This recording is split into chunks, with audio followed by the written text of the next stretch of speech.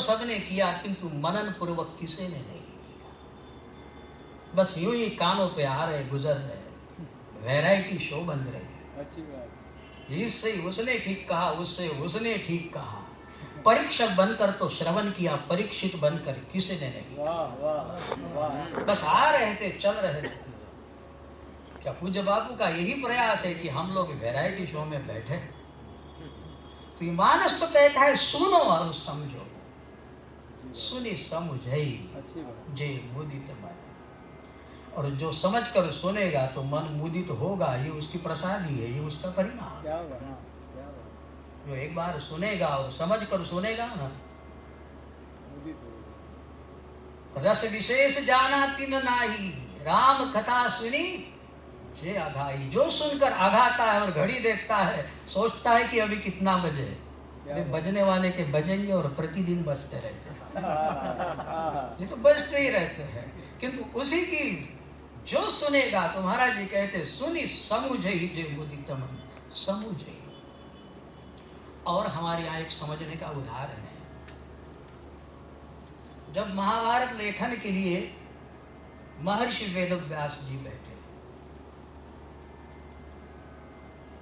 गणेश जी पधारे और कहे कि ये जिम्मा हम लेते लिखने का, आप कहते चलिए। महर्षि वेदव्यास कहने लगे और श्री गणेश जी जब लिखने को बैठे, तब व्यास जी ने कहा हमारी एक शर्त है, हम जो कहेंगे उसको समझ कर लिखना, हम जो कहे उसको समझ कर लिखना। और प्रत्येक 1000 श्लोक के पश्चात महर्षि वेदव्यास जी ऐसा कुट श्लोक दे देते हैं कि गणेश जी भी समझने के लिए समय लगता है, और तब तक महर्षि वेदव्यास जी अपनी नित्य कर्म तब तक कर लेते थे। प्रत्येक 1000 वर्ष के 1000 श्लोक के बाद एक श्लोक देते। खचरस सुतस्य सुता खचर, एक श्लोक। खचरस सुतस्य सुता खचर, जननी खचरी न पिता खचर, खचरस सुतस्य हता खचर, खचरी रुदती हा खचर हा खचर हा खचर। गणेश जी बैठ जाते, ये खचर खचर क्या हुआ? ये खचर के बड़े बिलग बिलग अर्थ हैं। तो बोले हम नित्य कर्म निपटा के आते, तब तक आप सोचिएगा। सुनी समझई। तो गणेश जी को भी समझने के लिए समय लगता है, और हम खबर नहीं कितनी मेहनत से, कितना परिश्रम आप सबको होता है। हम लोगों को बुलाते हो, हम तो कुछ नहीं खैर। और ये बड़ी परवनी हमें तो लगता है, जो तुलसी महोत्सव को सुन ले तो मानो 1 वर्ष का डोज पूरा हो जाए, कुछ सुनना शेष न रहे। भारत के पता नहीं खबर नहीं कहाँ कहाँ से आए विधवत लोगों का एक साथ इतना मेल, और ये सब इतना श्रवण, किंतु सुनी समझही, ये बड़ी विधि शेष रही। अच्छी बात। जितना सरल है उतना ही कठिनतम है। सुनी समझही। एक व्यक्ति से कहा, किसी ने, हमारी लड़की 20 वर्ष की हुई है, विवाहिता होने को है, इसलिए 30 वर्ष का एक लड़का ढूंढ कर लाओ। विवाह के लिए 20 वर्ष की हुई है, 30 वर्ष का है। ये गया, कोई 29 का मिला, कोई 31 का मिला, किंतु 30 का नहीं मिला। सुना जो था, समझा नहीं।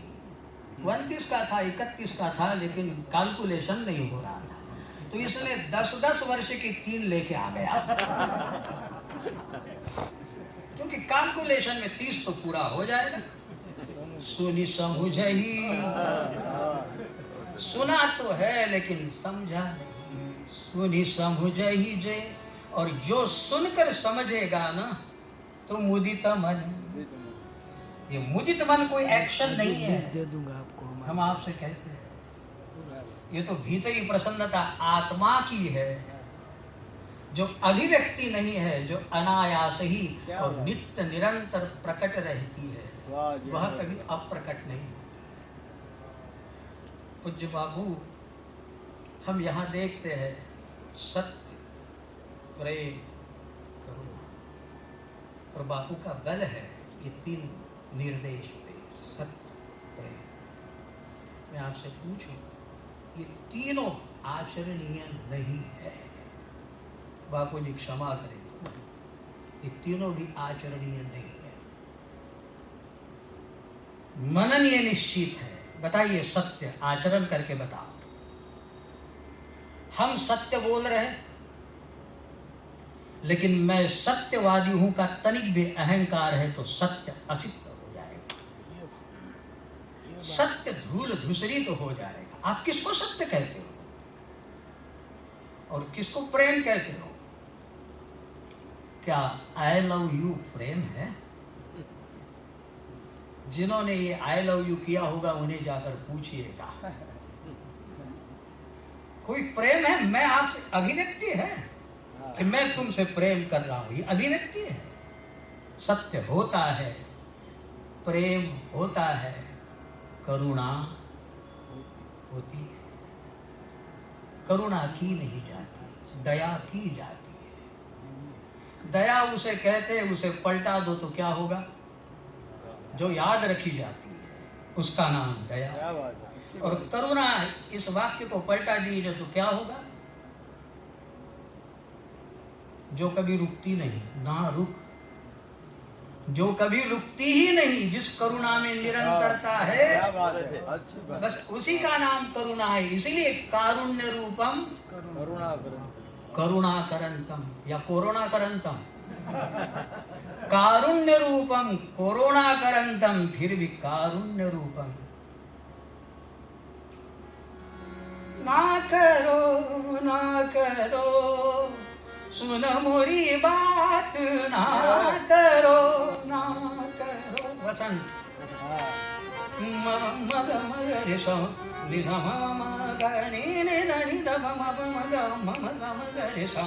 ना करो ना करो, सुन मोरी बात, ना करो ना करो।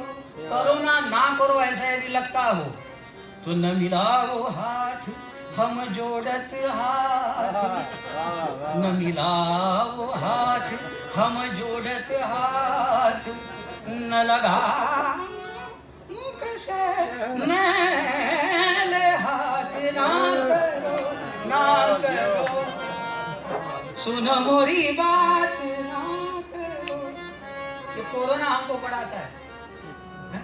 न मिलाओ हाथ, देखो हम जोड़त हाथ,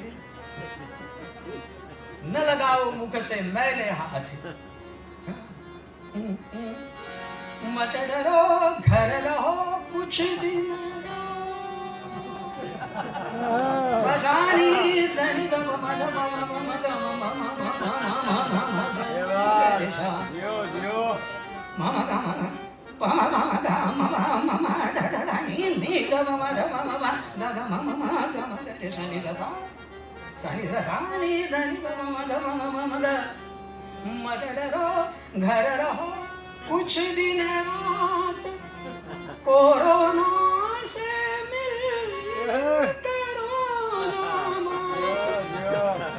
जग करे निरोग दीना नाथ। ना करो ना करो, सुन मोरी बात, ना करो करो ना करो।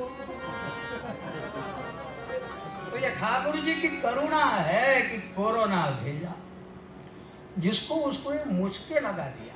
इसको मास्क कहते हैं और गावदू भाषा में इसको मुचके बोलते हैं।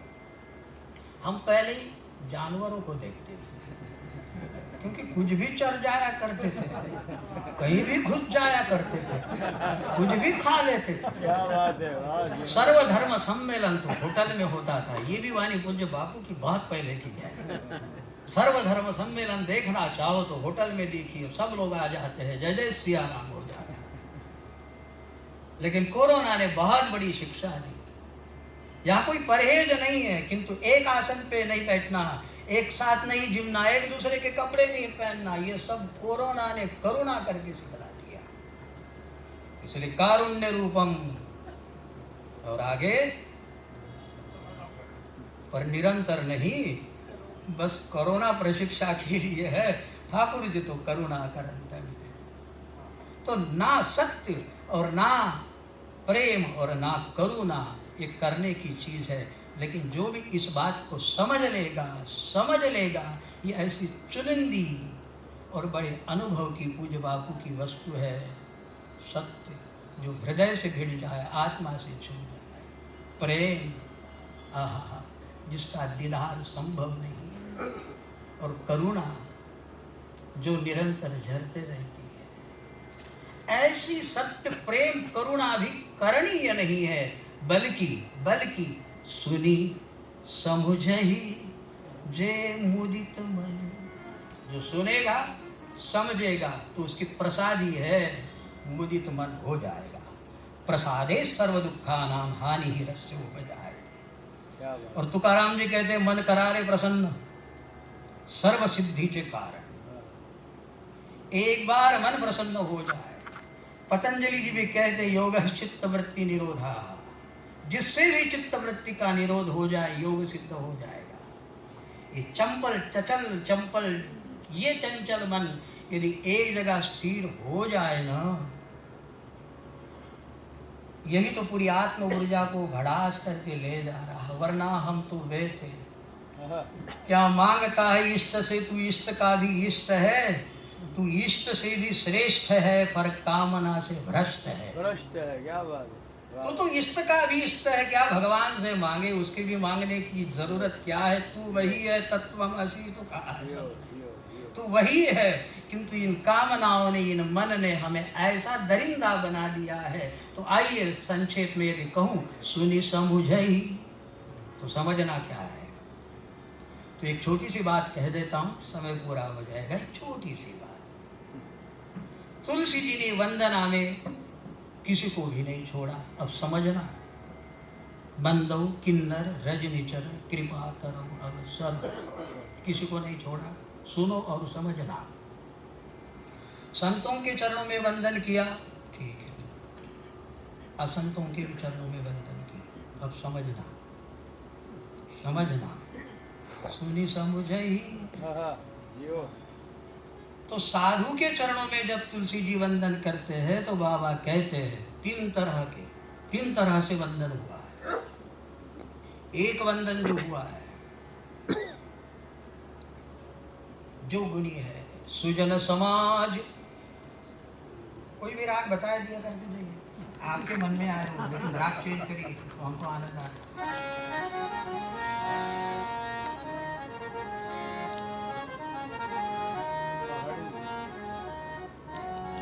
सारे गा रे गा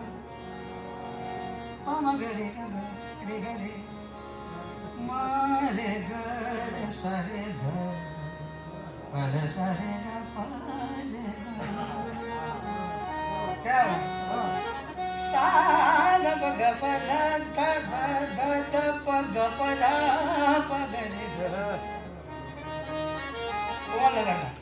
सा रे ग प ध प ध प ग प प ग रे ग ग रे सा रे ध ग रे सा ध ध प रे सा रे ग।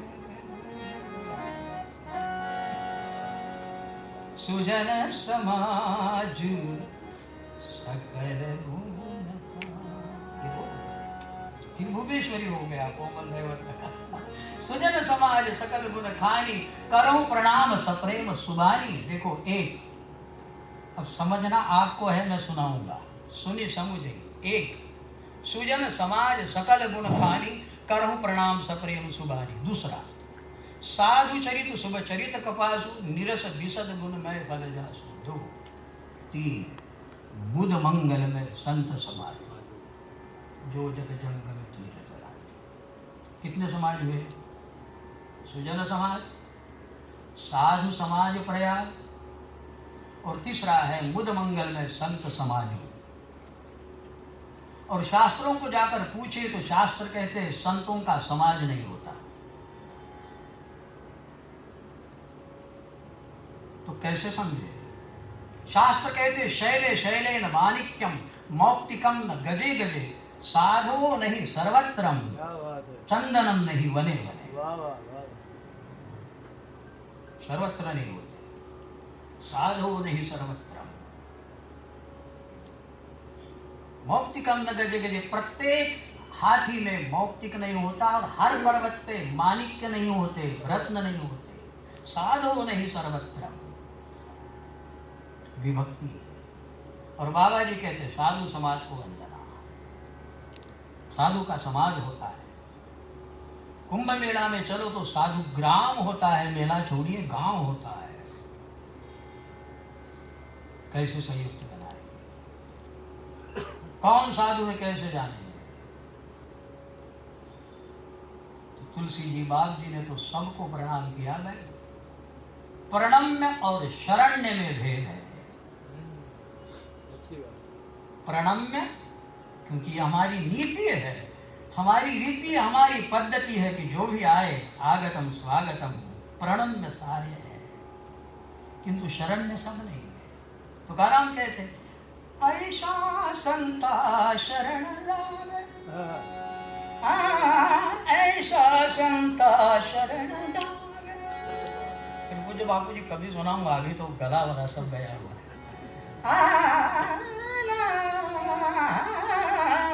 ऐसा संता शरण शनि भले तया ध्यावे, संत भाज पंढरीत कीर्तनात गजर होता है, संत भाज पंढरी।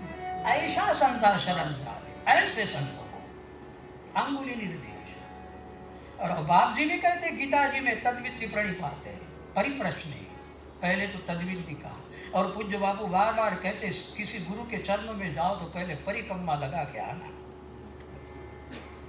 हम मंदिर जाते हैं ना, घंटा लगाते हो, घंटा बजाते हो, पहले परिक्रमा लगाना फिर दर्शन करना। क्योंकि ये क्रिया शक्ति और बुद्धि शक्ति जब अर्पण करोगे किसी के श्री चरणों में तो यूं ही मत देना। और फिर मत कहना कि धोखा हो गया, फिर मत कहना धोखा हो गया। और पूज्य राजेश्वरानंद जी कहते तुम बस में कितनी बार बैठते हो, एक्सीडेंट कितने होते हैं, फिर भी तो बैठते हो ना। तो दुनिया को दोष क्यों देते हो, साधु गलत हो गया, बैठो, इसके बिना कहाँ जाओगे। और एक्सीडेंट तो होते ही रहते हैं, लेकिन जाओगे कहाँ, बस में बैठना ही पड़ेगा, पैदल कहाँ चलोगे, जैन साधु हो, जाना ही पड़ेगा।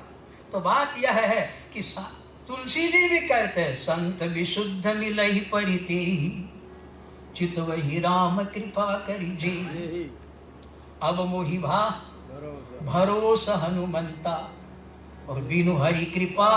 तुलसी जी कहते हैं मिलहि नहीं संता। और ये संत कैसे है, उघरे अंतन हो ही निभाहु, काल ने निजिमी वस्त्र संन्यास और वृत्ति संन्यास सुनी समुझई। बात को ध्यान समझने की चेष्टा करे तो यहाँ कहते हैं कि क्यों कुबेश साधु सन्मानु, जिनी जग जामवंत हनुमानु। इसको समझना तो सुनी समुझई जे मुदित मन, मज्जहि अति अनुराग, लहहि चारि फल अचत पद, साधु समाज प्रयाग। मेरी अबोध बोली प्रभु तरुतर कपिडार पर बंदर जो है ऊपर बैठा है, लेकिन स्वमहिम्न स्थितो असि नित्यम। पूज्य बापू क्या न करे।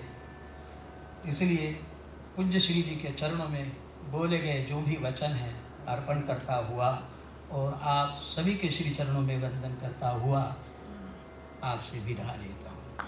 श्री